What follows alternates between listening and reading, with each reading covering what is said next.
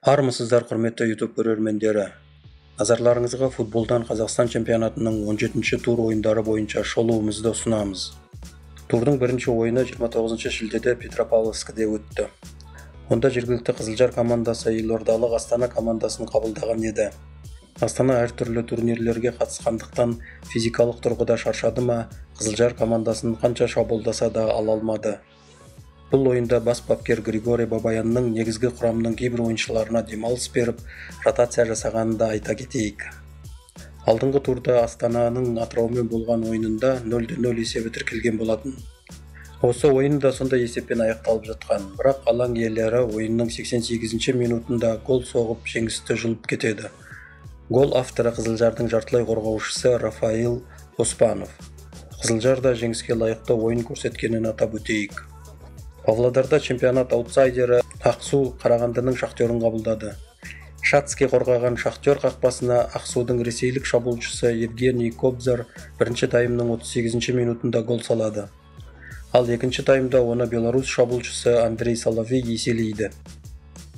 69-ші минутта Шахтердің жартылай қорғаушысы Роман Мұртазаев есепті қысқартқанымен Шахтер одан артық гол сала алмайды.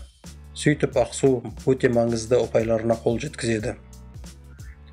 Үздік үштікке кіре алмай жүрген алматылық Қайрат Қызылордаға Қайсарға қонаққа барады. Ойынды тартысты өтті деуге болады. Екі жақта да гол салатын жақсы мүмкіндіктер болды. Бірақ көрермендер салынған голды көрместен тарқайды. Чемпионатта қатарынан 3 рет жеңіске жеткен, оған қоса конференция лигасында да ірі жеңіске қол жеткізген Ақтөбе командасы Ақтауда Каспиймен кездесті. Ойын тартысты өтті. Сондықтан болар ойындағы есеп 14-ші минутта ашылып қойды. Голды қонақтар сапындағы ресейлік шабуылшы Идрис Умаев салады. Бірақ 5 минуттан кейін алаң иелері есепті теңестіреді. Гол авторы Каспийдің албаниялық жартылай қорғаушысы Шкиприм Таипи. Бірінші таймның аяғында Каспий сербиялық шабуылшы Филип Авричтің голы арқылы есепте алға шығады. Екінші таймның басында 50-ші минутта Ақтөбенің бразилиялық шабуылшысы Шина есепті теңестіреді. Алаңдағы жағдай шиеленіскенімен есеп матч соңына дейін өзгермейді. Ақтөбе алтынның ауылын жақындата алмады. Турдың соңғы ойынында Атырау Талдықорғандық Жетісуды қабылдады. Жетісулықтарға Атырауда оңай болмады. Ойында есеп біразға дейін ашылмады. Тек 74-ші минутта Талдықорғандық шабуылшы Нұрберген Нұрбол матчтағы жалғыз голды салады.